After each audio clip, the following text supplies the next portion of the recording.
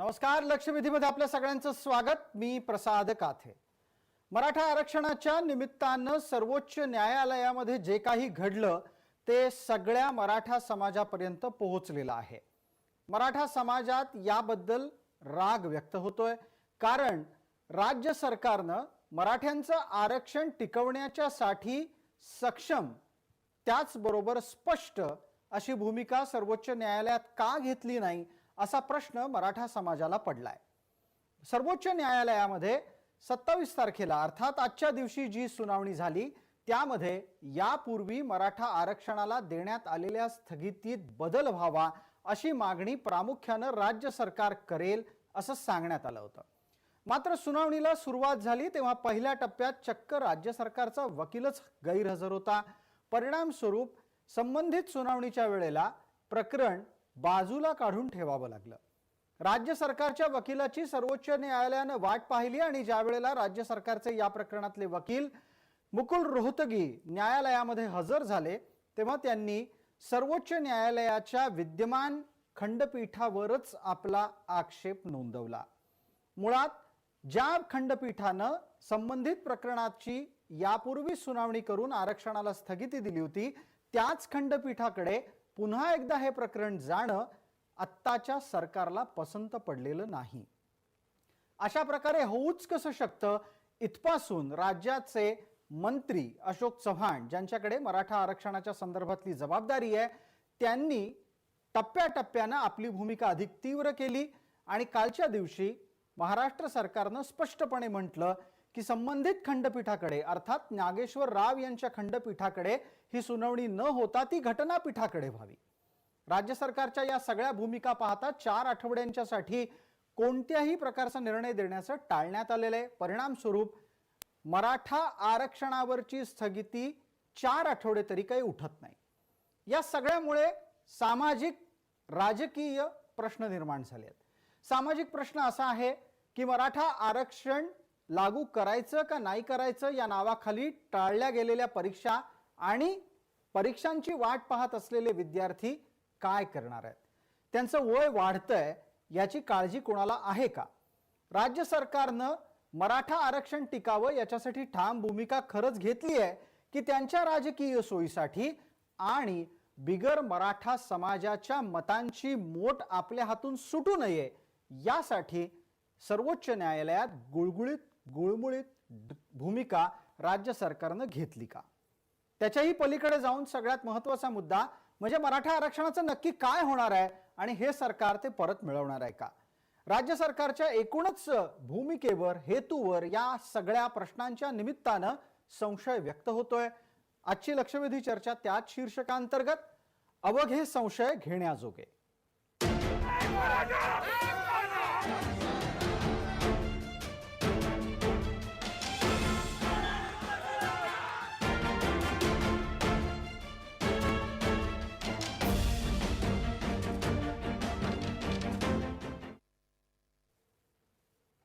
या चर्चेची सुरुवात करण्यापूर्वी एकदा आपण पाहणार आहोत अशोक चव्हाण यांनी सोमवारी या संपूर्ण प्रकरणामध्ये काय भूमिका घेतली होती.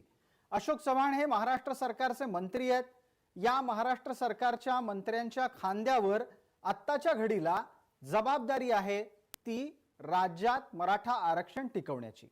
एका बाजूला अशोक चव्हाण यांनी भूमिका घेतली असताना दुसऱ्या बाजूला संभाजीराजे छत्रपती यांनी सुद्धा मराठा आरक्षण ही राज्य सरकारचीच जबाबदारी असेल असं निक्षून सांगितलं. या दोन्ही नेत्यांच्या प्रतिक्रिया आपल्यापर्यंत पोहोचतीलच. दरम्यान आपण आपल्या पाहुण्यांकडे जातोय. आपल्या सोबत चर्चेसाठी आज कोण आहे त्याचा परिचय मी आपल्याला करून देतो. आपल्या सोबत मराठा आरक्षण विरोधी याचिकेचे कर्ते ॲडव्होकेट गुणरत्न सदावर्ते आहेत. त्याचबरोबर मराठा क्रांती ठोक मोर्चाचे समन्वयक आबासाहेब पाटील आहेत. काँग्रेसचे प्रवक्ता सचिन सावंत आहेत आणि भारतीय जनता पार्टीचे प्रवक्ता प्रसाद लाड थोड्याच वेळात आपल्यासोबत जोडले जाणार आहेत. सर्व मान्यवरांचे या चर्चेमध्ये स्वागत. थेट प्रश्न आता मी उपस्थित करतोय तो गुणरत्न सदावर्ते यांना. गुणरत्न सदावर्ते, आज न्यायालयात काय घडलं आणि 4 आठवड्यांची स्थगिती का लागू झाली आहे? आपल्या भारतीय संविधानामध्ये ज्युडिशियल डिसिप्लिन हा फार महत्वाचा अंग आहे आणि ज्युडिशियल डिसिप्लिनच्या अनुषंगाने जेव्हा मॉडिफिकेशन ऑफ ऑर्डर असते तेव्हा अल्टिमेटली ज्या माननीय न्यायाधीशांनी जी आदेश दिलेला असतो त्याच न्यायाधीशांकडे ते प्रकरण लागत असते. हे म्हणजे समजण्यासाठी फार शहाणपणा असण्याची काही गरज नसते, फार उच्च शिक्षित असण्याची गरज नसते. तेव्हा जे प्रकरण योग्य त्या माननीय न्यायमूर्तींसमोर लागलं, त्याच्या जे जे आज जे बोलत आहेत की बाबा आमचा जो अर्ज आहे तो इतर न्यायाधीशांकडे लागावा अशा प्रकारचा अशी कोणतीही प्रेयर नव्हती. स्पष्टपणे स्थगिती मागे घ्या अशा प्रकारचे 3 अर्ज होते. त्याच्यामध्ये एक राज्य सरकारचा अर्ज होता, 2 वेगळ्या प्रायव्हेट पार्टीचे अर्ज होते आणि आज जेव्हा सिरियल नंबर 2 ला ही सुनवाई होण्यासाठी प्रकरण आलं त्यावेळेस राज्य सरकारच्या सुरुवातीलाच आम्ही आक्षेप सांगितला होता की या ठीक आहे. अर्जालाच आक्षेप घेतला होता आणि तेव्हा राज्य सरकारच्या वतीनं वकील हजर नव्हते त्यांचे आणि दार्शनिकच माननीय न्यायमूर्तींनी सांगितले की हे प्रकरण म्हणजे डिसमिसल किंवा कॉस्ट पर्यंत सुद्धा जाईल. तेव्हा भांबेरी उडाली आणि जे राज्य सरकारच्या वतीने ऍडव्होकेट ऑन रेकॉर्ड नावाचे एक ज्युनियर वकील असतात त्या वकिलांनी सांगितलं की मुकुल रोहतगी येतील तेव्हा कशी बशी वेळ काढून नेली असं सुरुवात झालेली होती. पण सदावर्ते या सगळ्या प्रकरणामध्ये ज्या वेळेला पुढची सुनावणी झाली, मुकुल रोहतगी न्यायालयीन कारवाईमध्ये सहभागी झाले. न्यायालयीन कामकाजामध्ये त्यांनी स्पष्टपणे असं म्हटलं की आम्हाला घटनापीठाकडे या प्रकरणाची सुनावणी अपेक्षित आहे. घटनापीठाच्या कडे सुनावणी मागून न्यायालयात वेळ काढून देण्याची किंवा प्रकरण अधिक काळ निकालासाठी प्रलंबित ठेवण्याची प्रक्रिया राबवली गेली का? हे पहा, लक्षात घ्या, मी विदाउट प्रिज्युडिस आपण म्हणजे कोणाला न्याय नाही असं नाही. तर लक्षात घ्या, माननीय न्यायमूर्तींना हे माहित आहे की जर ह्या ऑर्डरमध्ये बदल करायचा असेल तर हेच बेंच करू शकते. त्यामुळे जर स्वतःहून जर कोणी म्हणत असेल की आम्हाला संविधान पीठाकडे जायचंय, ज्युडिशियल डिसिप्लिन प्रमाणे आपल्याकडे जे 3 न्यायाधीश काय करत असतात, क्वेश्चन फ्रेम करत असतात आणि तो आहे 102व्या घटना दुरुस्तीचा. तो 102व्या घटना दुरुस्तीचा टेस्टिंग साठी संविधान पीठाकडे पाठवलेला आहे हे माननीय न्यायमूर्तींना माहित होतं आणि म्हणून माननीय न्यायमूर्ती म्हणाले की ठीक आहे, तुम्हाला जर तिकडे जायचं असेल म्हणजेच कशासाठी, म्हणजेच 10/9/2020च्या ऑर्डर प्रमाणे तुम्ही तिकडे जाऊन तुम्ही तुमचं मागासवर्गीय आयोगाच्या संदर्भात टेस्टिफाय करण्यासाठी जाणार. या आदेशाला अपील नाहीये, या आदेशाला रिव्ह्यू नाहीये, या आदेशाला रिव्हिजन नाहीये. हे सेटल्ड लॉ आहे. त्यामुळं तिकडे जाणं म्हणजे केवळ मागास आयोगाच्या संदर्भाने टेस्टिफाय करण्यासाठी जाणं हे माननीय न्यायमूर्तींना माहित होतं आणि हे वेळ काढूपणा म्हणण्यापेक्षा हिंमतच नाही ना, कसं करणार तुम्ही, काय आर्ग्युमेंट करणार. तिन्ही लोकांनी जे अर्ज दाखल केले त्या अर्जामध्ये त्या पूर्वी दिलेला निकाल हा व्हायरस कसा आहे, अल्ट्रा व्हायरस कसा आहे असं कुठेही सांगितलेलं नाही. कोर्ट कुठं चुकलं हेही सांगितलेलं नाही आणि अशा अवस्थेमध्ये भांबेरी उडणं किंवा त्याच्यातून मार्ग काढून आपण कुठेतरी बाबा बाजूला जाऊन सावध उभं राहावं आणि आपलं काहीतरी इब्रत वाचावी, हे सगळे मी असं म्हणेल की प्रयत्नांची परीकाष्ठा केली जात होती. धन्यवाद. मला सचिन सावंत यांना पुढचा प्रश्न विचारायचा आहे. सचिन सावंत आपल्या सोबत मुंबईहून जोडले गेलेले आहेत. सावंत साहेब, सर्वोच्च न्यायालयात जे घडलं त्याच्यामुळे 4 आठवड्यांची स्थगिती आलेली आहे. मुळात आरक्षणावरची स्थगिती हटवायला गेलेला विभाग तुमचा हा 4 आठवड्यांची अधिकृत आणि पूर्णपणे ठाम अशी स्थगिती घेऊन परत आलेला आहे. राज्य सरकारच्या या भूमिका का आहेत अशा?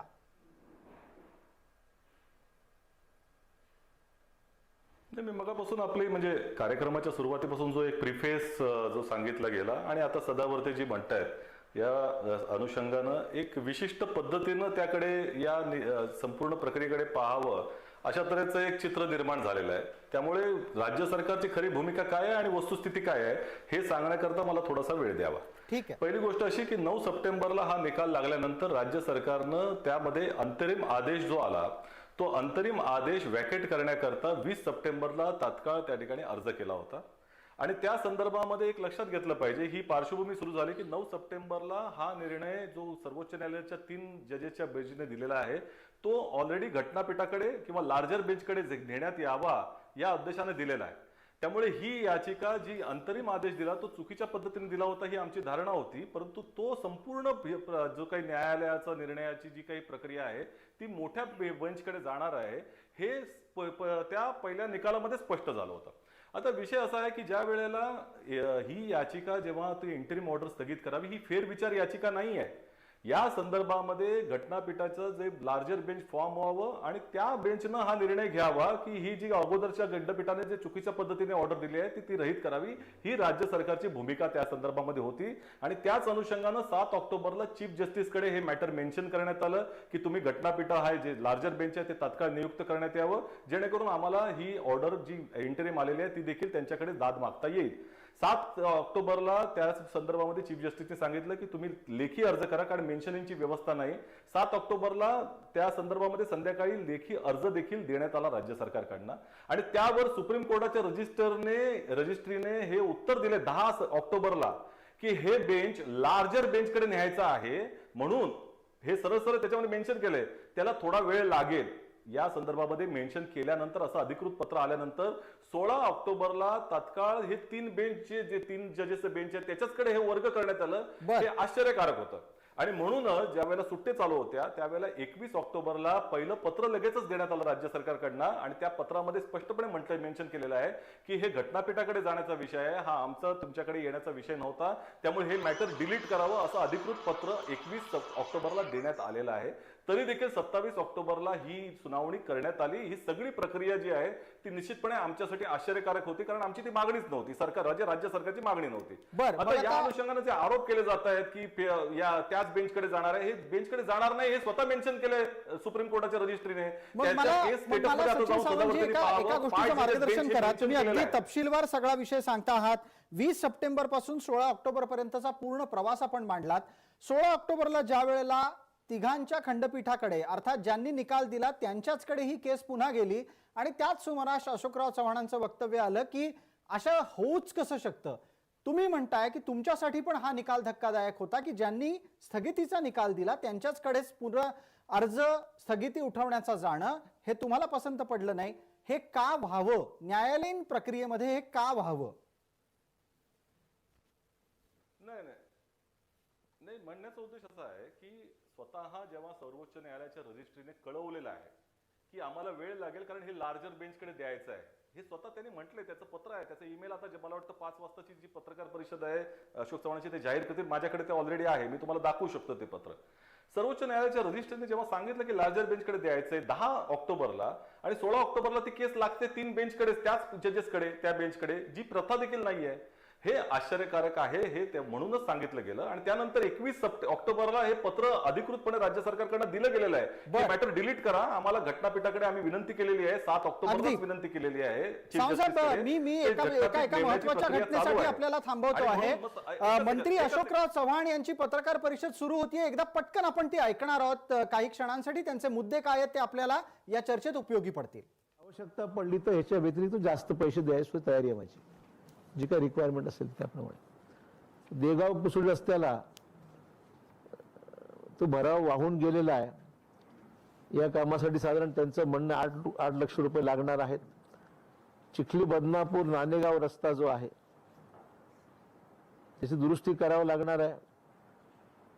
तर दुरुस्तीकडे 25 लाख रुपये लागणार, तोही आम्ही देणार असू आणि तो हॅमच्या अंतर्गत ते काम पूर्ण करण्यात येईल.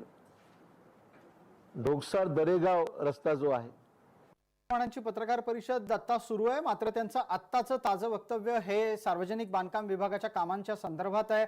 तुर्तास ते मराठा आरक्षणाच्या निमित्तानं आज न्यायालयीन प्रक्रियेत जे जे काही घडलं त्यावर बोलत नाहीयेत. आपण आपल्या मान्यवरांकडे परत येतोय. सचिन सावंत आपल्या सोबत बोलत होते. सावंत साहेब, मी एक प्रश्न आपल्याला विचारला होता, त्याचं आपण उत्तर देत होतात की न्यायालयीन प्रक्रिया ही तुम्हाला अनपेक्षित असलेल्या बेंचकडेच गेली, अर्थात त्या खंडपीठाकडे गेली ज्या खंडपीठाकडे जाणं तुम्हाला अपेक्षित नव्हतं. न्यायालयीन प्रक्रियेमध्ये याला बेंच हंटिंग असं म्हणतात. तुमच्या हेतूमध्ये बेंच हंटिंग हा विषय होता का? नाही, आमची पहिली गोष्ट अशी, आमचं एवढंच म्हणणं आहे आणि जे मला असं वाटतं की मुकुल रोहतगीने आज 27 तारखेच्या सुनावणीमध्ये देखील मांडलेलं आहे. विषय असा आहे की या संदर्भामध्ये तुम्ही स्वतः सर्वोच्च न्यायालयाच्या रजिस्ट्रीने सांगितलं होतं की लार्जर बेंचचं मॅटर आहे, आम्हाला वेळ लागेल. 16 तारखेला तुम्ही त्याच बेंचकडे पाठवता आहात आणि मग 16 तारखेनंतर जेव्हा सुट्टी होती, सुट्टी जशी संपली तशी 21 तारखेला पत्र दिलं गेलं राज्य सरकारकडनं की हे मॅटर डिलीट करावं, आम्हाला तुमच्याकडे यायचं नाहीये.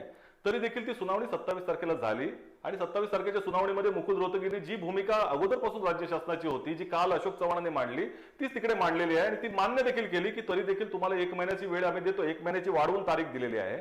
आणि त्या मधल्या कालावधीमध्ये सुप्रीम कोर्टच्या जे चीफ जस्टिस आहेत त्यांच्याकडे पुन्हा मेन्शन केलं जाईल मॅटर आणि घटनापीठाची स्थापना व्हावी.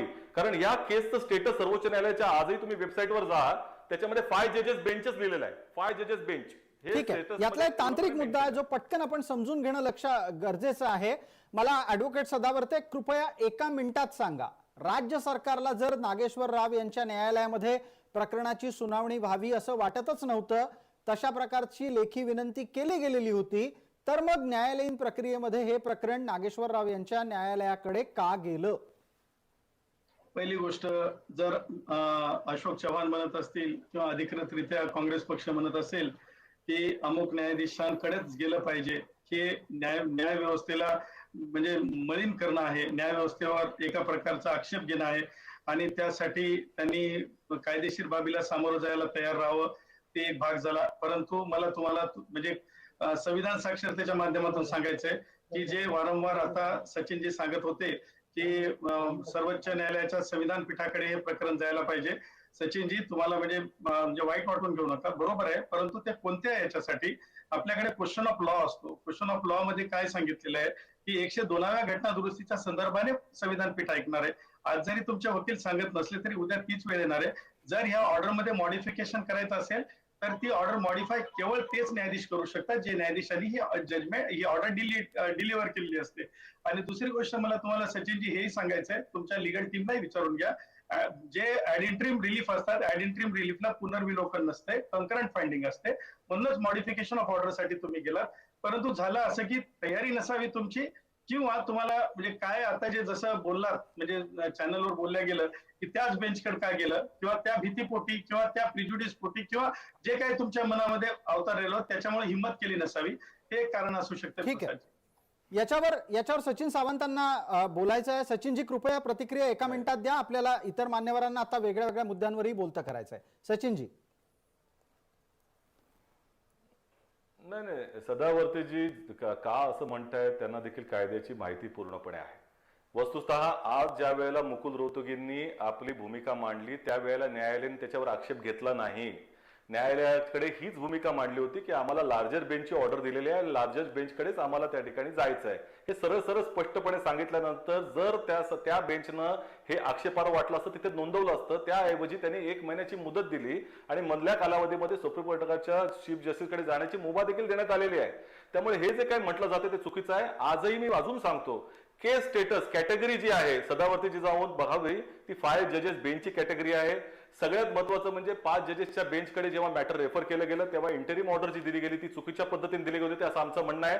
त्याला आव्हान जर द्यायचं असेल तर ते 5 जजेसचं बेंच कॉन्स्टिट्यूट करून त्यांनीच वॅकेट करावा, अशा तऱ्हेची भूमिका असली पाहिजे. ही फेरविचार याचिका नाही, ही इंटरिम ऑर्डर वॅकेट कराव्याची जागा ही आहे भूमिका. अगदी. आता सचिनजी काय झालंय, जो शब्दच्छल चालू आहे त्याच्या 2 गोष्टी समोर येत आहेत. तुम्ही असं म्हणता आहात की दिलेल्या निकालामध्ये सुधारणेची मागणी करण्यासाठी आम्ही वेगळ्या बेंचची मागणी करत होतो.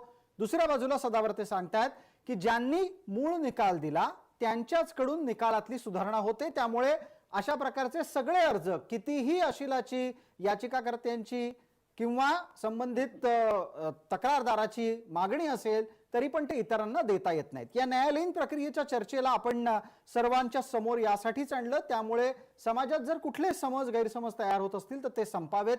आता मुद्दा येतो पुढचा, तो हेतूचा. आबासाहेब पाटील आपल्या सोबत आहेत. आबासाहेब पाटील, आज काय घडलंय हा न्यायालयीन प्रक्रियेचा भाग आपण थोड्या वेळापूर्वी समजून घेतला, पण त्याच्यातून आणखीन एक परिणाम समोर आलाय. तो परिणाम असा आहे, तमाम मराठा समाजाला ही अपेक्षा होती की 27 तारखेला मराठा आरक्षणावरची स्थगिती मागे घेतली जाऊ शकते आणि परिणाम स्वरूप आरक्षणाला लागू करत थांबलेल्या परीक्षा आणि इतर सर्व विषय मार्गी लागू शकतात. दुर्दैवानं आणखी 1 महिना आता असं होणार नाहीये. याचा समाजावर काय परिणाम होतोय, समाजाच्या प्रतिक्रिया काय आहेत, सरकारच्या हेतूबाबत समाजामध्ये काय भूमिका घेतली जाते? आबासाहेब पाटील.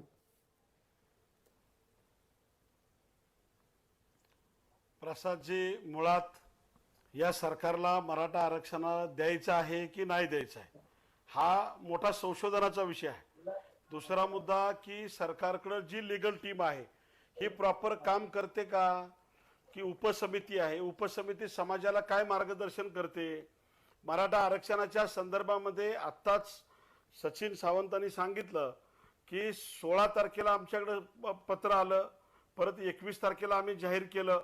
मग तुमच्याकडे ज्या वेळेला 16 तारखेला पत्र आल्यानंतर तुम्ही 26 तारखेला म्हणजे सुनावणीच्या आदल्या दिवशी सांगताय की अशोकराव चव्हाणांनी काल संध्याकाळी सांगितलं की आम्ही सुप्रीम कोर्टामध्ये सुनावणीला जाण्यासाठी तयार नाही म्हणून. ही गोष्ट अगोदर आमच्या ज्या वेळेला बैठक झाल्या त्यावेळेला तुम्ही सांगितलं नाही. आज एवढे प्रवेश आहेत, एवढे नियुक्त्या आहेत, या वेगळ्या विषयावरती चर्चा घेण्यासाठी झाल्या.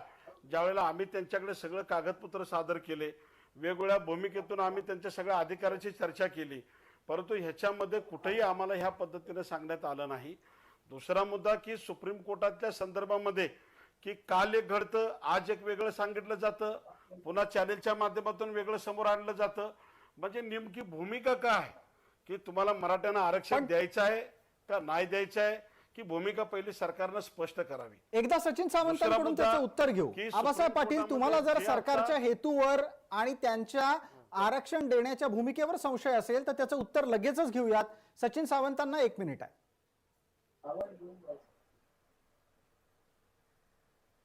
नाही, आम्हाला आबासाहेब पाटील का असं म्हणतात मला कळत नाही, परंतु एक गोष्ट लक्षात घेतली पाहिजे की सरकारनं पहिल्यांदाच स्पष्ट केलं होतं की आपण लार्जर बेंचकडे जाणार आहोत. या तिन्ही पर्याय, जे 3 पर्याय होते की फेरविचार याचिका त्याच बेंचकडे द्यावी, लार्जर बेंचकडे जावं म्हणजे मागावं आणि त्याच्याकडे त्या ठिकाणी इंटरिम ऑर्डरची स्थगिती उठवावी किंवा ऑर्डिनन्स आणावं, या तिन्ही विषयांवरती मराठा समाजाच्या प्रत्येक कार्यकर्त्याशी चर्चा झाली होती आणि त्यामध्ये सगळ्या लिगल टीमनं आणि राज्य सरकारनं निर्णय घेतला होता की लार्जर बेंचकडे जाऊनच ही ऑर्डर वॅकेट करण्यात यावी आणि ही जी प्रक्रिया झालेली आहे आतापर्यंत ही त्याच अनुषंगाने झाली होती.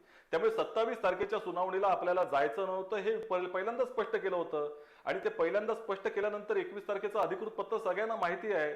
त्यामुळे 27 तारखेच्या सुनावणीमध्ये आपल्याला जेव्हा जायचं आहे, ती लागलेली आहे, ती नाईलाजानं लागलेली आहे, तिथे जाऊन हीच भूमिका मांडायची होती की आम्ही घटनापीठाकडे वर्ग करण्याची मागणी केलेली आहे सर्वोच्च न्यायाधीशांकडे आणि ती मागणी अजून प्रलंबित आहे. त्यांनी पत्र दिलं मागितलं होतं, ठीक आहे. अधिकृत पत्र दिलेलं आहे सर्वोच्च न्यायालयाकडे. ठीक आहे. सचिन सावंतांचं म्हणणं थोडक्यात असं आहे की सरकारच्या हेतूवर संशय घेण्याची काहीही गरज नाही. सरकार आपल्या परीनं न्यायालयीन लढाई अधिकाधिक स्पष्टपणे लढत होतं. पत्र जर आलं होतं तर मग 21 तारखे 26 तारखेपर्यंत का ठेवलं?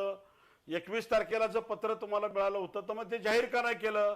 26 तारखेपर्यंत का नाही सांगितलं समाजाला पुढं? किंवा त्याच्यामध्ये आज तुम्ही सांगता की आम्हाला जायचं नव्हतं, मग आता जबाबदारी घेता का? ज्या विद्यार्थ्यांच्या संदर्भामध्ये आज ऑक्टोबर संपत आलेला आहे, 11वी पासून ते PG पर्यंतचे विद्यार्थी सगळे अडकलेले आहेत. या विद्यार्थ्यांचा शिक्षणातील प्रवेश थांबलेले आहेत. ज्या विद्यार्थ्यांचे 1-1 वर्ष अगोदर सगळं निवड प्रक्रिया पूर्ण झालेली, भरती प्रक्रिया संपलेली आहे, त्यांना नियुक्त दिले त्या अधिकाऱ्यांनी तुमच्या. आणि पुन्हा आता त्या आजच्या सुनावणीकडे सगळे लोक लक्ष लागून राहिले होतं आणि या संदर्भामध्ये आम्ही 3 ते 4 वेळा मिटिंग घेण्याचा प्रयत्न केला. सह्याद्रीला बैठक झाली, त्यावेळेला सुद्धा हा विषय बोलू दिला नाही आम्हाला. अशोकराव सर म्हटले माहिती आहे आम्हाला, करतो ठीक आहे. आम्ही, सांगतो 1 आम्ही. मिनिट. असं सचिन होत सावंत, नाही. आबासाहेब, सचिन सावंत उत्तर देत आहेत तुम्हाला. सचिनजी काय होत आहे? त्यांचे आक्षेप आहेत, तुमची उत्तर आहेत. मला तुमच्याकडून न्यायालयीन प्रक्रियेच्या पलीकडे जाऊन समाजात निर्माण झालेल्या समज गैरसमजांवरचं सरकारचं थेट उत्तर अपेक्षित आहे. सचिन सावंत. नाही, एक लक्षात घेतलं पाहिजे, ही न्यायालयीन प्रक्रिया आहे आणि न्यायालयीन प्रक्रियेची माहिती ही जे वकील का तिथे लढता आहेत, सगळ्यात टॉपचे वकील त्या ठिकाणी काम करतायत, त्यांना राज्य सरकारपेक्षाही अधिक माहिती आहे. त्यामुळे राज्य सरकारनं त्यांच्यावरती अवलंबून त्या संदर्भामध्ये एक भूमिका स्पष्ट करावी अशी अपेक्षा जी आहे ती आम्ही करतो आहोत. विशेषतः मला असं सांगायचंय की आता म्हणतात की 21 तारखेनंतर जेव्हा आम्ही पत्र दिलेलं आहे, आम्ही पत्र सर्वोच्च न्यायालयाला दिलेलं आहे आणि असं असताना ही सुनावणी 27 तारखेपर्यंत लागते. आमची अपेक्षा होती की सुनावणी लागू नये, मग त्या संदर्भामध्ये जर सुनावणी लागू नये त्या बेंचकडे, ही जर आमची अपेक्षा असेल आणि तो निर्णय अगोदरच घेतला असेल तर आबा पाटीलांचं म्हणणं आहे की ही सुनावणी घेतली गेली पाहिजे होती. तर ज्या बेंचनं इंटरिम ऑर्डर दिलेली आहे, चुकीच्या पद्धतीने दिली असं जसं आमचा ग्रह आहे, ते बेंच ती ऑर्डर सुधारेल अशी गॅरंटी त्यांनी घेतली असते का आबा पाटलांनी? किंवा मराठा समाजातले जे लोक पण मग- आक्षेप घेत आहेत किंवा ज्या पद्धतीने पण मग भारतीय जनता सचिन पक्षाचे सावंत लोक या आहेत, त्यांनी सगळ्या घेतली असती का? प्रकरणामधून या सगळ्या प्रकरणामधून तुम्हाला नक्की सांगायचं काय केली आहे? होती. सचिन सावंत नक्की तुम्ही सांगू काय पाहताय? न्यायालयीन प्रक्रियेवरच नाही, तुमचे तुम्ही आक्षेप आता आहेत जे का? सर सचिन नाही, सावंतांचे एक लक्षात घ्या. न्यायालयीन प्रक्रियेवर आक्षेप आहेत का असं मला नाही, थेट नाही, प्रश्न नाही, आहे ऐकून त्यांना. घ्या. न्यायालय ऐकून घ्या. नाही प्रसादजी, पहिली गोष्ट लक्षात घ्या, न्यायालयीन प्रक्रियेची जी लढाई आहे त्याच्याबद्दल राज्य सरकार असेल किंवा न्यायालयात लढणारे वकील हे एक व्यूहरचना तयार करत असतात आणि त्या व्यूहरचनेच्या अनुसारच ते जावं अशा तऱ्हेची त्यांची भूमिका असते. त्याच्यामध्ये ठीक. कुठल्याही तऱ्हेचा बदल झालेला नाही. अच्छा. वस्तुतः या संदर्भामध्ये जर स्वतःच त्या ठिकाणी काही अपेक्षा त्या तुमच्या असतील तरी त्या व्यूहरचनेच्या अनुसार नसतील तर त्या संदर्भामध्ये उत्तर राज्य सरकार तसंच देणार आहे. ठीक आहे. तसंच सचिन देणार. सावंत, आम्ही प्रसाद लाड सत्ताधारी आपल्यासोबत निकालासाठी जोडले गेलेले तयार आहेत. नव्हतो. आमदार प्रसाद आम्ही लाड तयारी करायचीच नव्हती फोनच्या तिथे. माध्यमातून आपल्या सोबत आहेत.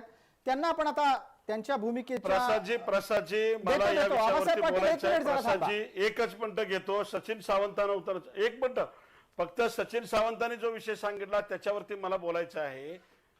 बरं ठीक आहे. आबासाहेब पटकन प्रसाद लाडांना आपल्याला त्याच्यामध्ये चर्चेत एकच सहभागी विषय करायचं तुम्हाला आहे. सांगतो की आता याच्यामध्ये जे आता सचिन सावंतांनी सांगितलं म्हणजे तुम्ही प्रत्येक वेळेला मराठा आरक्षणाच्या विद्यार्थ्यांच्या विषयावरती कोर्टाकडे बोट दाखवून तुम्ही आमच्या सगळ्या नियुक्त्या प्रवेश सगळे थांबवणार आहेत का? घेणार की नाही घेणार आहेत?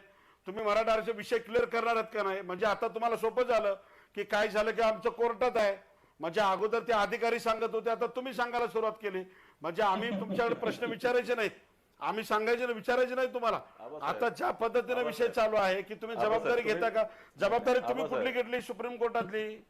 ज्या वेळेला 9 सप्टेंबरला ज्या वेळेला कोर्टाने विचारा 9 सप्टेंबरला आबासाहेब, तुम्ही या ठिकाणी म्हणणं मांडू आबासाहेब. शकले नाहीत की कसं तुम्ही ह्याच्यावरती क्लेरिफिकेशन दिलं नाही असं स्पष्टपणे कोर्टाने त्या ठिकाणी मांडलेलं आहे, सांगितलेलं आहे. तिथं सरकार कमी पडलंय मान्यच करा तुम्ही. ठीक नाही आहे. आबासाहेब, मला ते म्हणायचं आहे. आबासाहेब ऐका आबासाहेब ऐका 9 सप्टेंबरच्या अगोदर जी सुनावणी संपली होती 10 दिवस अगोदर त्या ठिकाणी सुनावणी संपली होती. 10 दिवस अगोदरापासून त्या 10 दिवसाच्या कालावधीमध्ये एकही शब्द आबासाहेब पाटलांनी किंवा इतर कोणी ज्यांना आता आक्षेप येत आहेत त्यांनी का उच्चारला नाही? त्यावेळेला सुनावणी योग्य पद्धतीने झाली होती, सगळ्यांनी बाजू व्यवस्थित मांडली असंच सगळं म्हणत होते ना. निकाल लागल्यानंतर उपरती जेव्हा होते तेव्हा आपल्याला त्या ठिकाणी दुःख होतं. आमचं एवढंच नाही, म्हणणं आहे सचिन की सावंत, हे न्यायालयीन थोडंसं प्रक्रिया स्वाभाविक आहे, नाहीये का? की जे मुकुंद होतं की निकालाच्या मध्ये ते होते न्यायालय राज्य जर सरकारच्या समजा काही गोष्टी मांडत असेल आणि त्यात सरकारच्या सादरीकरणातले दोष समोर येत असतील तर प्रतिक्रिया नंतरच येणार, हे अपेक्षित आहे. मला वाटतं एकदा प्रसाद लाड यांची भूमिका ऐकूयात आपण. नाही, सचिनजी, नाही, ऐकून घ्या. आपल्यासोबत प्रसाद नाही, लाड आहेत. तसं नाही, आमदार तसं. प्रसाद लाड भारतीय जनता पार्टीचे प्रवक्ता या नात्यानं फोनवर जोडले गेलेले आहेत. प्रसाद लाड, सरकार वारंवार अशी भूमिका घेत आहे की त्यांनी न्यायालयातली लढाई ठामपणे आणि प्रामाणिकपणे लढली. इतर मान्यवरांचं त्यातलं म्हणणं असं आहे की हा वेळकाढूपणाचा एक प्रकार आहे. आपली काय भूमिका आहे? मी 100% आबासाहेबांनी जे म्हटलं त्याच्याबरोबर मी ऍग्री आहे. सचिन सावंत सरकारची भूमिका लावून धरायचा प्रयत्न करतायत पण ते धंद्यात खोटं बोलतायत. सरकारने त्यांची बाजू कधीच लावून धरायचा प्रयत्न केला नाही. आम्ही सभागृहामध्ये देखील प्रवीण दरेकर असतील, फडणवीस असतील, मी स्वतः देखील म्हटलं होतं की यामध्ये कोऑर्डिनेशन कुठेतरी कमी पडतंय. वकील कोण असावा, वकिलांनी काय तिथे चर्चा करावी, याच्यामध्ये सरकारची उपस्थिती देखील तेवढीच महत्वाची असते. मी तुम्हाला प्रसाद एक उदाहरण सांगतो की ज्या वेळेला देवेंद्र फडणवीसांचं सरकार होतं आणि हायकोर्टामध्ये आपण जिंकलो, आबासाहेबांना माहिती असेल हा विषय, चंद्रकांत दादा पाटील स्वतः कोर्टाच्या तारखेच्या संदर्भात तारखेच्या आधी 2 दिवस वकिलांच्या टीम बरोबर बसायचे. वकिलांनी काय बोललं पाहिजे, काय अफिडेव्हिट घेतली पाहिजे, या मराठा समाजाच्या नेत्यांशी चर्चा करायची आणि त्याच्यानंतरच कोर्टामध्ये आम्ही आमची बाजू मांडायचो. ठीक. या सरकारने पूर्णपणे खोटारडेपणा केलाय. यांना कुठल्याही प्रकारे मराठ्यांना आरक्षण द्यायचं नाहीये. आणि आज जर सचिन सावंत एवढे महत्वाची गोष्टी असताना जर महाधिवक्ता स्वतः हजर राहत नाही सकाळी, मग याचा अर्थ काय आणि याची जिम्मेदारी कोण घेणार आहे? तुमचा एक कोण महत्त्वाचा रोजगी मुद्दा जर प्रसाद हजर लाड राहत आपण नाही. चर्चेमध्ये आणलात की सगळ्यांशी चर्चा करून यापूर्वी निर्णय होत होते, आता तसं होत नाही. सचिन सावंत, सरकार एककल्ली पद्धतीनं मराठा आरक्षणाच्या संदर्भातली लढाई लढतंय का? लोकांचे सल्ले घेतले जात नाहीयेत, ही वारंवार सगळ्यांकडून येणारी तक्रार आहे. तर प्रसाद लाडजींचं मला आश्चर्य वाटतं की त्या 5 वर्षाच्या कालावधीमध्ये विरोधी पक्ष म्हणून काँग्रेस पक्षाच्या कोणत्या नेत्याला त्यांनी बोलवलं नाही आणि म्हणतात सर्वांशी चर्चा त्या ठिकाणी करायची आली. राष्ट्रवादीच्याही नेत्यांना बोलवलं नव्हतं. आताच्या आम्ही- परिस्थितीमध्ये आम्ही- देवेंद्र सचिनजी, फडणवीस जे असतील, सचिनजी, प्रवीण आम्ही दरेकर म्हणत जे नाही, असतील, आम्हाला बोलवा. सगळ्यांची चर्चा ऐकून झाली. घ्या. ऐका प्रसाद लाड, ऐका ना प्रसादजी, ऐका ना असं नाही स्वतःच तुमचं ऐकलं ना ऐकतो, मी. तुम्ही जे बोला. आरोप केले त्या आरोपांमध्ये काय तथ्य नाही हे मला उलगडण्याची संधी दिली पाहिजे ना. ऐका ना, तुम्ही म्हणता कोऑर्डिनेशन नाही, 2 दिवस अगोदर त्या ठिकाणी बैठक ते घेत होते वगैरे, अशा तऱ्हेचं जे काही आता उपरती येते, 3-3.5 वर्ष तुमच्या कालावधीमध्ये सतत ऍफिडेव्हिट देखील दिलं गेलं नव्हतं, ही वस्तुस्थिती आहे. तुम्ही लक्षात घ्या, हे विसरला नाही आम्ही. प्रश्न असा आहे की या संदर्भामध्ये ज्या वेळेला आताच्या परिस्थितीमध्ये ही न्यायालयामध्ये निर्णय चालू आहे, त्याबद्दल सगळ्या सेक्शन मधल्या लोकांशी मुख्यमंत्र्यांनी 3 ते 4 वेळा बैठक घेतलेली आहे. अशोक चव्हाण साहेबांनी अनेकदा बैठकी घेतलेल्या आहेत. आबासाहेब पाटील देखील 1-2 बैठकीमध्ये त्यांनी त्या संदर्भामध्ये बहिष्कार देखील टाकला होता. मी स्वतः त्या उपस्थित होतो. आणि अशा परिस्थितीमध्ये जेव्हा सगळी चर्चा झाली, अशोकराव बोलतात आणि आता मराठा आरक्षणाच्या विषयावर बोलतायत. सचिनजी, एकदा ऐकायला पाहिजे आपल्याला. पटकन आपण तिकडे जातोय काही वेळासाठी. गोष्टी वेकेट करण्याच्या संदर्भामध्ये पहिल्यांदा निर्णय घ्यावा लागेल आणि मेरिटवर आर्ग्युमेंट नंतर होईल ना. शेवटी कोर्टाची प्रक्रिया आहे ती. असं आहे की मागच्या सरकारने दिलेलं आरक्षण आहे हे परिपूर्ण होऊ शकलं नाही, कारण त्याच्यामध्ये काही गोष्टी कोर्टाने नाकारलेल्या आहेत, हे दिसतच आहे आपल्याला. आणि त्यामुळे या पार्श्वभूमीवर जे काही आपल्याला युक्तिवाद करायचा आहे तो सुप्रीम कोर्टात करावाच लागेल. पण युक्तिवाद करण्याकडे 2 टप्पे पहिले पार पाडले आपल्याला. पहिल्यांदा म्हणजे घटनापीठ स्थापन करणं हा त्यातला महत्वाचा भाग आहे. ते घटनापीठ स्थापन करण्यासंदर्भामध्ये चीफ जस्टिसकडे लेखी अर्ज आपला आहे, मेन्शनिंग पण केलंय. पुन्हा आपण लेखी अर्ज देऊ, आजच्या सांगितलं तर पुन्हा करू आपण. आणि दुसरी गोष्ट म्हणजे हा घटनापीठ स्थापन होऊन मेरिटवर केस जेव्हा डिस्कस होईल त्याच्या अगोदर आपली विनंती कोर्टाला राहणार आहे की ते इंटरिम त्यांनी जो स्टे दिलेला आहे तो त्यांनी वेकेट करावा, की ज्याच्यामुळे ज्यांचे ऍडमिशन झालेले आहेत, ज्यांच्या नोकऱ्या अडचणीमध्ये आलेल्या आहेत, किंवा त्यांना तरी काहीतरी रिलीफ मिळावा, हा आमची इच्छा आहे. त्या पद्धतीने प्रयत्न करू. आता बाहेर वेगवेगळ्या पद्धतीने अनेक लोक अनेक मतं व्यक्त करतात. प्रत्येकाच्या मतावर मी काय माझं मत व्यक्त करू शकत नाही. ते म्हणतायत की मराठा आरक्षणाच्या संदर्भात दिलेली स्थगिती लवकरात लवकर आटपली पाहिजे, ती थांबली पाहिजे, आणि जेणेकरून ज्या परीक्षांचे प्रवेश रखडलेले आहेत ते प्रवेश पूर्ण व्हायला हवेत, विद्यार्थ्यांच्या नोकरीच्या संदर्भातले प्रश्न सुटायला हवेत. अशोकराव चव्हाणांच्या या पत्रकार परिषदेच्या नंतर एक छोटी विश्रांती. लक्षवेधीच्या पुढच्या भागात आपण लवकरच परत येतोय.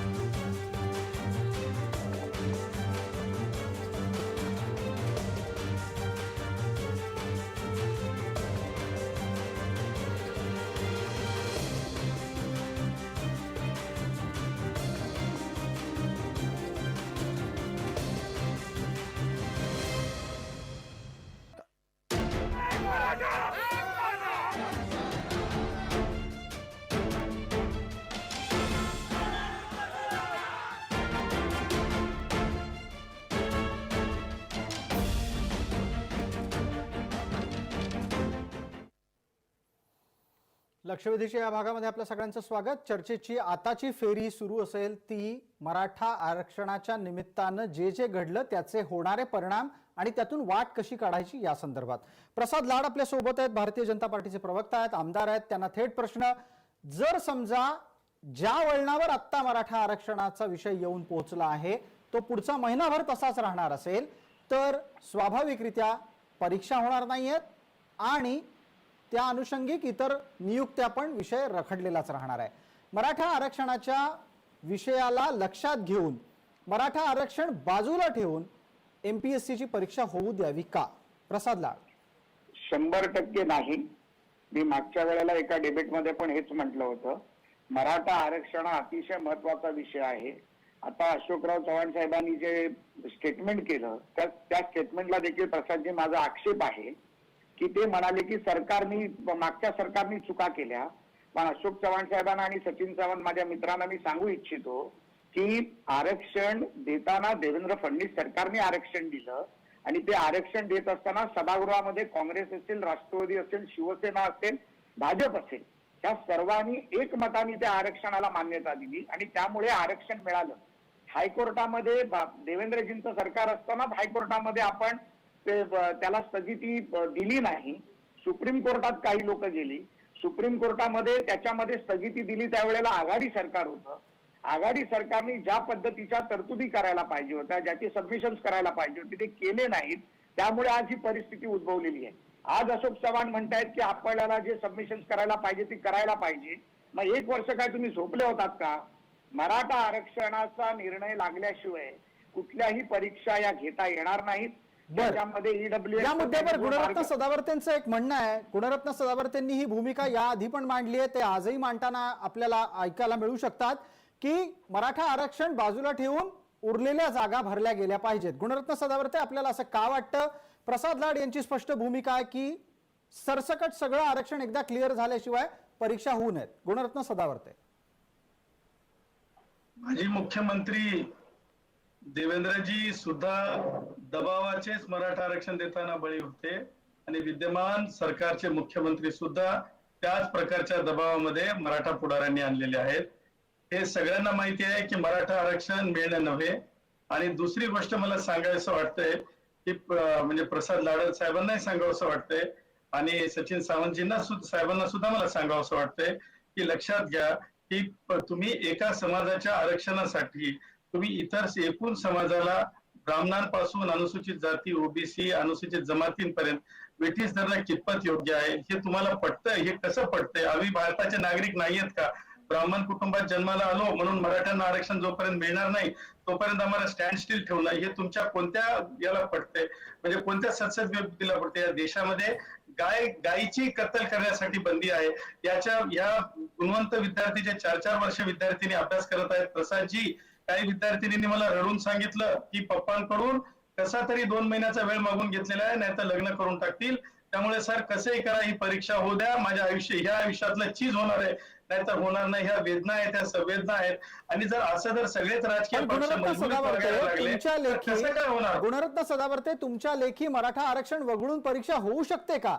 कारण तशा प्रकारची भूमिका याआधी ज्या वेळेला महाराष्ट्राच्या गृहमंत्र्यांनी पोलीस भरतीबाबत घेतली, तुम्ही त्याचा विरोध केला होता. सदावर्ते, लक्षात घ्या 9 सप्टेंबर 2020 मध्ये स्पष्टपणे सांगितलंय की कोणत्याही परिस्थितीमध्ये पदव्युत्तर प्रवेशांसंदर्भात मराठा आरक्षण दिलं जाणार नाही आणि कोणत्याच पब्लिक सर्व्हिसेस मध्ये मराठा आरक्षण देता येणार नाही. हे आता स्पष्ट असल्याच्या नंतर भारताच्या संविधानाच्या आर्टिकल 141 आणि 44 नुसार त्या विरुद्ध कोणत्याही सरकारांना वागता येत नाही. आणि म्हणून आम्ही महाराष्ट्र ऍडमिनिस्ट्रेटिव्ह ट्रिब्युनलकडे गेलो आणि आम्ही माननीय न्यायालयाला सांगितलं की कोणत्याही परिस्थितीत ही परीक्षा पुढे ढकलता येत नाही. राज्य सरकार हे एन्क्रोचमेंट ऑफ पॉवर करतंय लोकसेवा आयोगाच्या संविधानिक अधिकारांवर. सेंट्रल एजन्सी नेमून परीक्षा द्या. करायचं काय? 100 जागा आहेत, 100 जागांमध्ये 12% किंवा 16% मराठा आरक्षण लागू न करताच परीक्षा घ्यायचा आग्रह काय आहे तुमचा? माझा आग्रह असा आहे, जे माननीय न्यायमूर्ती मोहित शहाजींनी 2014च्या वेळेस मराठा आरक्षणामध्ये दिलाय, तुम्हाला मराठा आरक्षण जेव्हा मिळेल तेव्हा तुम्ही जागा वाढवण्याची गोष्ट करा. आज ज्या संपूर्ण जागा मराठा आरक्षण वगळून त्या खुल्या वर्गात कन्वर्ट करावे लागतील, पुन्हा मेरिट लिस्ट तयार करावं लागेल. मराठ्यांच्या आरक्षणाविना या सगळ्या जागा खुल्या वर्गात कन्वर्ट करून सगळ्या गुणवत्तेवर भराव्या लागतील. आणि तेच करावं लागेल. सरकार देवेंद्रजींचं असो की सरकार उद्धवजींचं असो, अशोक चव्हाण तुम्ही म्हणजे दबावाला बळी पडू नका. तुम्ही न्यायिक बाजू लक्षात घेतली पाहिजे. तुम्ही तसं उत्तर देतील तुम्हाला की अशा प्रकारची प्रक्रिया राबवणं शक्य आहे का? कारण काही काळापूर्वी आपल्या सरकारने एक पाऊल पुढे टाकत पोलीस भरतीच्या संदर्भात निर्णय घेतला होता, तोही वादात अडकला. आता 1 महिना तरी काही मराठा आरक्षण मिळत नाही हे नक्की झालंय. काय करणार आहोत आपण? विद्यार्थी परीक्षेची वाट पाहतात. सचिनजी. नाही, पहिली गोष्ट 1 महिना हा ह्या सुनावणीच्या संदर्भामधला विषय आहे. तोपर्यंत सर्वोच्च न्यायालयाच्या खंडपीठाकडे जी मेन्शन करण्याची प्रक्रिया अजून सुरू आहे आणि मला असं वाटतं की लवकरच सर्वोच्च न्यायाधीश या संदर्भामध्ये ती प्रक्रिया पूर्णत्वात येतील. घटनापीठाकडे जाण्याचा जो काही न्यायी वेळ लागेल तो लागणार आहे. वस्तुतः मगाशी मी जे प्रसाद लाडजी म्हणत होते त्याच्याबद्दल एकच गोष्ट सांगतो की देवेंद्र फडणवीसांच्या कालावधीमध्ये ज्या वकिलांच्या नियुक्त्या करण्यात आल्या, ज्याने हायकोर्टमध्ये ती बाजू मांडली, तेच वकील आज सर्वोच्च न्यायालयामध्ये आहेत. त्याच वकिलांची नियुक्ती ही देवेंद्र फडणवीसांनी केली होती आणि वर्षभर त्या संदर्भामध्ये सर्वोच्च न्यायालयामध्ये त्यांच्या नेतृत्वाखाली ही लढाई लढली गेली होती. तीच लढाई आम्ही पुढे ठेवली आहे. मग जर त्या ठिकाणी कोऑर्डिनेशन नव्हते तर देवेंद्र फडणवीसांनी अपॉइंट केलेल्या वकिलांच्या मध्ये कोऑर्डिनेशन नव्हतं असं त्यांचं म्हणायचं असेल तर ते आम्ही ते मान्य करणार नाही. दुसरीकडे ज्या पद्धतीने एमपीएससीच्या संदर्भामध्ये आता म्हटलं जातंय, शासनानं हा निर्णय घेतला होता की आताच मराठा आरक्षणाला त्या ठिकाणी स्थगिती मिळालेली आहे आणि त्याचबरोबर कोविडचा देखील मुद्दा आहे. कोविड हा ऍडमिनिस्ट्रेटिव्ह भाग आहे, लक्षात घेतलं पाहिजे. सर्वांना त्या संदर्भामध्ये निरपेक्षपणे आणि त्याचबरोबर परीक्षेबद्दल काय करणार आहात त्याचं उत्तर समाज आपल्याकडून अपेक्षित करतोय. ऐका सचिनजी, परीक्षेचं काय करणार आहात? ऐका ना प्रसादजी मला बोलायचं ऐका पण ना, त्याच्यावर. त्यासाठीच त्या संदर्भामध्ये ऐका ना मी सगळे उत्तर देतो. मी ऐकून घ्या प्रसादजी, मी उत्तर टाळत नाही, कधी कुठला प्रश्न टाळत नाही. नाही, निश्चित फक्त शासनाने वेळेची ही काही मर्यादा आहे काळ आपल्याला. पूर्ण एवढी करण्याची प्रक्रिया कृपया केलेली काळजी आहे. घ्या. त्या संदर्भातला निर्णय घेतलेला आहे. नाही एवढंच म्हणतो, ऐका ना. या संदर्भामध्ये सगळ्यांशी चर्चा करून हा निर्णय घेतला की थोड्या कालावधीमध्ये पुढे करावा आणि पुढच्या कालावधीमध्ये कधी तो निर्णय घ्यावा तो शासन घेईल. पोलीस भरतीच्या संदर्भामध्ये आजच्या परिस्थितीमध्ये लवकरात लवकर तातडीची भरती होणं गरजेचं काही ज्या आहे त्या निवडक गोष्टींमध्ये निवडक जी काही पदं आहेत ती भरावी, अशा तऱ्हेची शासनाची जी भूमिका आहे ती देखील सगळ्यांची चर्चा करून पुढे नेण्यात येईल हे लक्षात घेतलं पाहिजे. आमचं ठीक आहे. एवढंच म्हणणं आहे, शासन कोणाच्यावरही अन्याय करू देणार नाही आणि होऊ देणार नाही हे लक्षात घ्या. ठीक आहे, प्रसाद लाड, आपल्याला ही भूमिका पटते आणि या पद्धतीनं भरती होऊ देणार आहात का विरोधकांना त्यामध्ये काही मुद्दा आहे? नाही, मी सन्माननीय सदावर्ते साहेबांचा सन्मान करतो. त्यांचा मुद्दा, त्यांच्या कुठल्याही आरक्षणासाठी आमचा कधीच विरोध नाही. पहिली गोष्ट तर प्रत्येक समाजाला, प्रत्येक जातीला त्याचा मान सन्मान मिळाला पाहिजे. पण जो मराठा समाज 85% समाज आज अडचणीत आहे, ज्यांना आर्थिक चुणचुण आहे, इतर गोष्टींची चुणचुण आहे, आज कित्येक वर्षापासून 1982 सालापासून हे आरक्षण मागितलं जात आहे. जे आरक्षण आज दिलं गेलं, तामिळनाडू मध्ये देखील आपण बघितलं असेल तर अशाच पद्धतीत 50% जास्त आरक्षण दिलं गेलंय, सचिनजींना माहिती असेल. आणि सुप्रीम कोर्टाने त्यांना स्टे नाही दिलाय, ते 5 खंडपीठापुढे पेंडिंग आहे. मग आपल्या राज्याच्या बाबतीत असा निर्णय घेत असताना खंडपीठाने जो इंटरिम स्टे दिला त्यावेळेला आम्ही कुठे कमी पडलो, याच्यामध्ये कोणी वकील नेमले, काय वकील नेमले, काय वाद होते, कसे झाले, याच्यापेक्षा आज मराठा समाजाला आरक्षण हीच भूमिका सचिनजी पूर्ण महाराष्ट्राची आहे. याच्यामुळे सर्व समाजाच्या लोकांना एक न्याय मिळणार आहे. सर्व समाज, सर्व जाती. तुम्हाला विनंती आहे. हा, नाही, त्यांचं म्हणणं आता काही केंद्र सरकारच्या संदर्भात दिसतंय. सचिन सावंत प्रसाद लाडजी, आपल्याला एक विनंती आहे. हा, बोला ना. माझं एवढंच म्हणणं आहे, 102वा अमेंडमेंट ही जी आणलेली आहे ती केंद्र सरकारनं आणली आहे. राज्य सरकारनं ज्या वेळेला सर्वोच्च न्यायालयाच्या समोर ही सुनावणी चालू होती आणि अंतरिम आदेश दिला गेला त्याच्या अगोदर 2दा विनंती केली होती सॉलिसिटर जनरलला की तुम्ही याच्यामध्ये भाग घ्या, तुम्ही याच्यामध्ये पार्टी व्हा. याचं कारण आहे की हा जो निकाल लागेल तो 28 राज्यांच्या आरक्षणावरती आणि ईडब्ल्यूएसचं जे मोदी सरकारनं दिलं आरक्षण त्याच्यावर परिणाम करणार आहे. 102वी अमेंडमेंट ही मोदी सरकारनंच आणलेली आहे. मोदी सरकार ती रद्द देखील करू शकतं, मोदी सरकार त्याच्यामध्ये स्पष्टीकरण आणू शकतं. त्यामुळे भारतीय जनता पक्ष जर एक दिलानं या मराठा आरक्षणाच्या बाजूला असेल तर मोदी सरकारला त्यांनी विनंती करावी की 102वी अमेंडमेंट रद्द करा किंवा त्याच्यामध्ये स्पष्टीकरण द्या आणि सुप्रीम कोर्टामध्ये पार्टी व्हा. याच्यामध्ये एक छोटीशी माहिती सचिन सावंत यांच्या समोर ठेवतो आणि त्यानिमित्तानं त्याची चर्चा होऊन जाऊ द्यात. कारण 102व्या घटनादुरुस्तीच्या आडून मराठा आरक्षण अडलंय किंवा अडू शकतं अशा प्रकारचा एक प्रचार गेले काही दिवस सातत्यानं सुरू आहे. एक तपशील माझ्याकडे उपलब्ध आहे, तो असं सांगतो की मुंबई हायकोर्टामध्ये याच संदर्भातला विषय चर्चेला आला. त्यावेळेला मराठा आरक्षणाचा कायदा हा घटनादुरुस्तीच्या आधीचा असल्यानं 102वी घटनादुरुस्ती त्याला लागू होत नाही असा तर्क समोर येत तो विषय सरन्यायाधीशांच्या पर्यंत पोहोचून नल अँड व्हॉइड झालेला आहे. गुणरत्न सदावर्ते, हा 102व्या घटनादुरुस्तीच्या आडून केंद्र आणि राज्य अशा प्रकारची वादाची निर्मिती होऊ शकते. प्रसाद मला याच्यात बोलायचं. बोला, देतो संधी. प्रसादजी, एकदा गुणरत्न सदावर्तेंकडून 1 मिनिट उत्तरात घेऊयात आपण. मला दोन्ही वक्त्यांच्या बाबतीमध्ये विद्यार्थी एमपीएससीच्या विद्यार्थ्यांच्या बाबतीत मी नाराजी व्यक्त करतो. दोघांनी सुद्धा विद्यार्थिनींच्या प्रती भावना सुद्धा दाखवल्या नाही किंवा एका समाजाचीच बाजू मांडत राहिले. मी निंदा करतो, दोन्ही वक्त्यांचा निषेध करतो. दुसरी गोष्ट, आता 102वी घटना दुरुस्तीच्या बाबतीमध्ये मला विचारलं. 102व्या घटना दुरुस्ती ही पूर्णतः टोटली अकॅडमिक आहे. अकॅडमिक या दृष्टीने आहे की 102व्या घटना दुरुस्ती ही केवळ राज्य मागास आयोगांच्या संदर्भामध्ये कशी कार्यप्रणाली असावी त्या संदर्भात आहे. ती केवळ एका मराठ्यांसाठी नाहीये.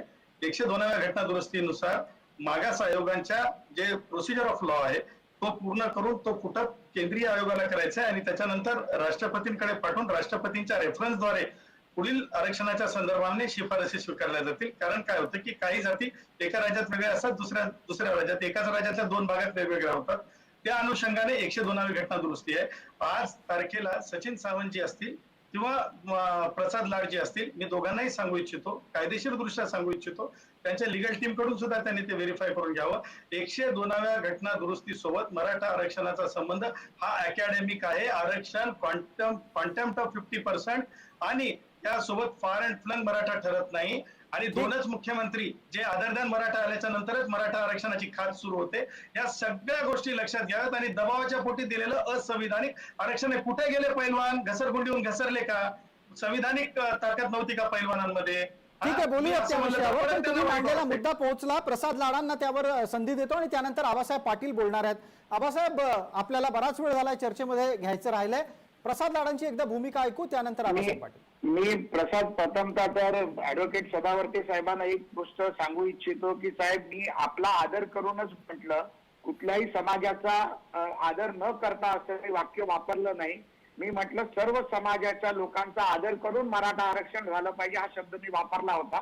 त्यामुळे आपण जे म्हणालात त्याबद्दल मी त्याचं स्पष्टीकरण आपल्याला दिलं. दुसरी गोष्ट, सचिन सावंत साहेबांनी जे म्हटलं 102 घटना दुरुस्ती केंद्र सरकार, हे आघाडी सरकारचे एक खेळ आहे. जे त्यांना जमत नाही, जे त्यांच्याकडून होत नाही, तिकडे मग मोदी सरकारकडे, केंद्र सरकारकडे बोट दाखवायचं, जनतेची दिशाभूल करायची. अहो सचिन सावंत, याच्यावरती मागे पण 2 वेळा तुम्ही चर्चेला असताना 102 घटना दुरुस्तीच्या बाबतीत चर्चा झाली. ती 102 घटना दुरुस्ती मुंबई हायकोर्टाच्या हिअरिंग मध्ये त्याला बाजूला साईडलाईन केलं गेलं, हे आपल्याला माहित आहे. त्यामुळे चर्चा करत असताना चर्चेला बगल द्यायचा आणि केंद्र सरकार आणि मोदी सरकारला कुठेतरी खेचून आणायचा, हा काँग्रेस आणि आघाडी सरकारचा प्रयत्न आता बस्त झाला. तुम्ही जो निर्णय घेणार आहे तो निर्णय तुम्ही घ्या. पंतप्रधान हे देशाचे पंतप्रधान आहेत, हे भारतीय जनता पार्टीचे पंतप्रधान नाही आहेत.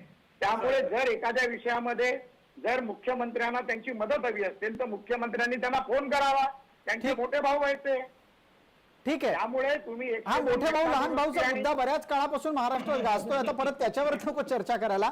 सचिनजी संधी देतो, एकदा आबासाहेब पाटलांचंही म्हणणं ऐकून घेऊयात. आबासाहेब पाटील, पोलीस भरती, एमपीएससीच्या परीक्षा या सगळ्या विषयांच्या संदर्भात खरं तर मराठा समाजाला अपेक्षित उत्तर हवंय की हे कधी सुरू होणार. कारण समाजाला आत्ताच्या घडीला या राजकारणात गुंतण्यापेक्षा रोजगाराच्या संधींबाबत ठोस भूमिका हवी आहे. तुम्हाला असं वाटतं का की ही ठोस भूमिका विद्यमान सरकारकडून तात्काळ ऐकायला मिळेल?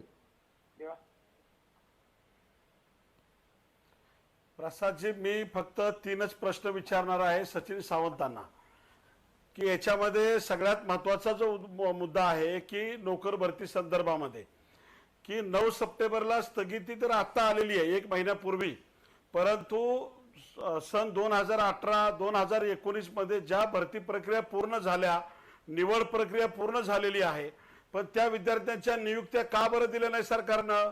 तुमच्या अधिकाऱ्यांनी त्या विभागातल्या का नाही दिल्या? त्यावेळेला तर कुठं स्थगिती नव्हती. ते विद्यार्थी का अडकून ठेवले? कशाची वाट बघत होते? दुसरा मुद्दा की आता चालू शैक्षणिक वर्षामध्ये काही प्रवेश झालेले आहेत, मान्य न्यायालय सुप्रीम कोर्टाने सांगितलं 9 सप्टेंबर पूर्वी जे तुमचं झालं ते झालं.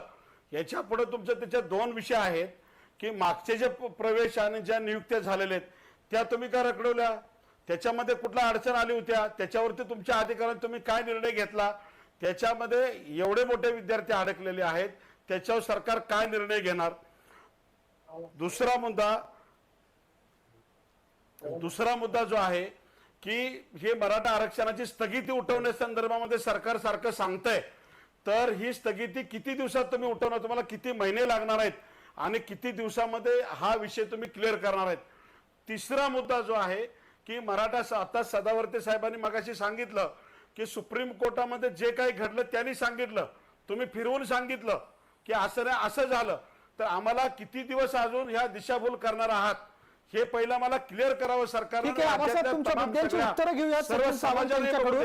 सचिन सावंतांना आपण त्या प्रश्नाचं उत्तर देण्यासाठी 30 सेकंद देऊयात. सचिन सावंतजी, पहिला मुद्दा थेट आहे, निकाल लागायच्या आधी ज्या नियुक्त्या मंजूर झालेल्या आहेत त्यांना नेमणुकीची पत्र अद्याप मिळालेली नाहीत. तुमचं सरकार येऊन वर्ष व्हायला आलंय, संबंधित लोकांना, संबंधित तरुण तरुणींना नियुक्त्यांची पत्र कधी मिळतील? नाही, या संदर्भामध्ये आम्ही सगळ्या मराठा संघटनांशी चर्चा करून हा निर्णय त्या संदर्भामध्ये सांगितला होता की या सगळ्या मंडळींना द्यावी अशा तऱ्हेचीच आमची भूमिका आहे. परंतु न्यायालयाच्या निकालामुळे जी बंधनं आले आहेत त्याच्या अनुषंगानं या संदर्भामध्ये न्यायालयामध्ये जर ते दाद मागायला गेले तर त्याला सकारात्मक भूमिका ही राज्य सरकारची राहील आणि त्याकरता मदत करण्याची भूमिका आम्ही केलेली होती. आणि त्याच्या संदर्भामध्ये सगळ्या आबासाहेब पाटलांसारख्या अनेक जे संघटनाचे पुढारी आहेत त्यांनी त्या ठिकाणी घ्यावा, पुढाकार घ्यावा आणि या संदर्भामध्ये न्यायालयीन प्रक्रियेमध्ये आपण जाऊया. हा विषय ऐका ऐका ऐका ऐका आबासाहेब, तुम्ही त्यावेळेला बहिष्कार घालता ना, हा प्रॉब्लेम आहे. हे सगळे प्रश्न तुम्ही जर राज्य सरकार समोर मांडले तर चांगलं होईल. दुसरी गोष्ट अशी की मी मगाशी जे म्हणालो आबासाहेब पाटलांचा मुद्दा हा तुमच्या एका बैठकीला बहिष्कार घातला तर तुम्ही 10 वेळा बोलून दाखवता. एका बैठकीला बहिष्कार घातला, ऐका ना, तो बहिष्कार का घातला ते पण सांगतो ना तुम्हाला. ऐका ना ऐका ना त्याचं क्लिअर नाही आबासाहेब ऐका ना ऐका आबासाहेब ऐका ना ऐका ना ऐका ना आबासाहेब ऐका ना आबासाहेब, तुम्ही म्हणजे असंही नाही, मी तुम्हाला लक्षात घ्या, मी सचिन सावंत मी हाच आहे की ज्या वेळेला तुमच्या एका आंदोलन करत होते फडणवीस सरकार असताना तिकडे आलो होतो अशोक चव्हाण साहेबांबरोबर, विरोधी पक्षात होतो, त्यावेळेला देखील आम्हाला तिकडनं हाकलून द्यावं अशा तऱ्हेची आपण भूमिका जाहीर पण मांडली होती. तरी देखील आम्ही सहृदयतेनं त्या संदर्भामध्ये तुमच्या पाठीवरती हात ठेवून एकत्रपणे आपण पुढे नेलो होतो, लक्षात घ्या. ठीक आहे, त्यामुळे आम्ही दोन्ही बाजूला असताना आम्हाला प्रश्न विचारले जातात, हरकत नाही, म्हणजे विरोधात असताना देखील प्रश्न विचारला जातो सत्तेमध्ये. सचिनजी, तुमची भूमिका पोहोचली. दुसरा एक महत्वाचा मुद्दा आहे, तो वर्ग केलेला मुद्दा आहे. सचिनजी, एक दुसरा महत्वाचा मुद्दा उपस्थित केला गेला होता आबासाहेब पाटलांकडून की आणखी किती दिवस लागणार आहेत, मराठा आरक्षणाचा विषय चिघळत राहणार नाही आणि तो लवकरात लवकर निकाली लागेल, याच्यासाठी आपले प्रामाणिक प्रयत्न किती कालावधीत संपतील? नाही, या संदर्भामध्ये एक लक्षात घ्या की ज्या पद्धतीनं त्वरेनं ही भूमिका घेण्याचा प्रयत्न झालाय राज्य सरकारकडनं ते समोर आहे. पारदर्शक पद्धतीने सगळी गोष्टी चालल्यात. सर्वोच्च न्यायालयाच्या सर्वोच्च न्यायाधीशांवर समोर मेन्शन 7 ऑक्टोबरला केलं गेलं, 21 तारखेला रिमाइंडर देण्यात आलेला आहे, पुन्हा त्यांच्या समोर मांडण्यात येणार आहे की लवकरात लवकर घटनापीठ व्हावी, दुरुस्ती व्हावी. आजच्या परिस्थितीमध्ये जेव्हा व्हर्च्युअल पद्धतीने हे चाललंय, मेन्शनिंगची प्रक्रिया देखील त्या ठिकाणी थांबलेली आहे, त्याला ते लिखित स्वरूपातच द्यावं लागतं, ती देखील आम्ही मांडतो आहोत. आणि म्हणून राज्य सरकारनं दिरंगाई करते असं नाही, राज्य सरकारला तात्काळ दिलं पाहिजे, हो अशा स्तराची भूमिका आहे. पण सर्वोच्च न्यायालयाचा जर निर्णय आपल्या हातात असता तर निश्चितपणे दिला असता. ठीक आहे, गुणरत्न सावरते, जाता जाता पटकन एक 30 सेकंद आपल्यासाठी, घटनापीठ व्हायला किती दिवस लागतील? सरकारचे पण काय निर्णय आहे, सरकारचे पण काय अधिकार आहे ते वापरले पाहिजेत की नाही वापरले पाहिजे? आबासाहेब, घेऊयात या मुद्द्यावर कधीतरी परत एकदा चर्चा. आता वेळेची मर्यादा आहे. गुणरत्न सदावर्तेंना एक महत्वाचा प्रश्न आहे जो तुमच्यासाठी पण उपयोगी पडणार आहे. घटनापीठ व्हायला किती दिवस लागतील? गुणरत्न सदावर्ते. 30 सेकंदामध्येच उत्तर देतो. घटनापीठ व्हायला उशीर लागणार नाही, परंतु घटनापीठाच्या संबंधाने केवळ 102वी घटना दुरुस्ती आहे. परंतु सचिन सावंतांच्या याला मी उत्तर देत आहे की Sachin Sawant failure of state सांगत आहेत. विद्यार्थ्यांना म्हणत आहेत तुम्ही न्यायालयात जा, आम्ही तुम्हाला साथ देतो, याला फेल्युअर ऑफ स्टेट म्हणतात, नापास सरकार म्हणतात. अशोक चव्हाणांनी हेच जर सांगून पाठवलं असेल तर एमपीएससीच्या विद्यार्थ्यांनो समजून घ्या की कशा प्रकारे सरकार वागत आहे आणि चारित्रिक सरकार, सरकारचं चारित्र्य हे लक्षात येत आहे. आबासाहेब पाटील, हे तुम्ही सुद्धा समजून घेतलं पाहिजे की आज सरकारची भूमिका ही मराठा आरक्षण मिळेल आणि मराठा आरक्षण देऊ शकतील. किती लोकांमध्ये दिशाभूल करतात. होऊ शकणार नाही. सर्वोच्च न्यायालयाचा अनादर करावा, घटनेचा अनादर करावा असं तुम्ही सांगताय का सदावर्तीजी? न्यायालयाचा निर्णय आला तर न्यायालयाच्या निर्णयाचा विरोध करा असं तुम्ही सांगता का? तुम्ही काय सांगता? तुम्ही लोकांना काय दिशाभूल करता? काय चाललंय? हे अत्यंत चुकीच्या पद्धतीने सांगता तुम्ही. म्हणजे राज्य सरकारनं सर्वोच्च न्यायालयाच्या निर्णयाचा काय चाललंय? काय भूमिका सांगताय? न्यायालयात जा म्हणून तुम्ही ढकलता. तुम्ही आपली भूमिका मांडताय, तुम्हाला त्या संदर्भामध्ये द्वेष पसरवायचा असं वाटतंय का? समाजामध्ये द्वेष पसरवायचा हे काय चाललंय? आपण आजच्या परिस्थितीमध्ये सगळ्यांना बरोबर घेऊन जाणारं सरकार आहे. सदावर्तीजी, तुम्ही आम्हाला शिव्या घातल्यात तरी आम्ही तुम्हाला बरोबर घेऊ. चुकीचं आहे. चुकीचं आहे. तुम्ही सांगताय सर्वोच्च न्यायालयाचा अनादर करा, आम्हाला हा सल्ला देताय तुम्ही, आम्हाला हा सल्ला देताय. मला असं वाटतं की बाबासाहेब आंबेडकरांच्या एकंदर संविधान निर्मितीच्या प्रक्रियेला छेद देण्याची भूमिका मान्य करणार आहे. ठीक आहे, मला दोघांनाही हस्तक्षेप यासाठीच करावा लागतोय, कारण आता एक तर वेळेची मर्यादा आहे, दुसऱ्या बाजूला महत्वाचं म्हणजे राज्यघटना आणि सर्वोच्च न्यायालयाचे अधिकार या संदर्भात कोणतेही अपशब्द कृपया स्क्रीनवर जाता कामा नयेत. तशा प्रकारचा गैरसमजही समाजामध्ये जायला नको. वेळेची मर्यादा असल्यानेच या चर्चेत हस्तक्षेप करून तात्काळ तिला इथेच थांबवतोय. मात्र ताज्या बातम्यांसाठी आपण पाहत रहा फक्त जय महाराष्ट्र.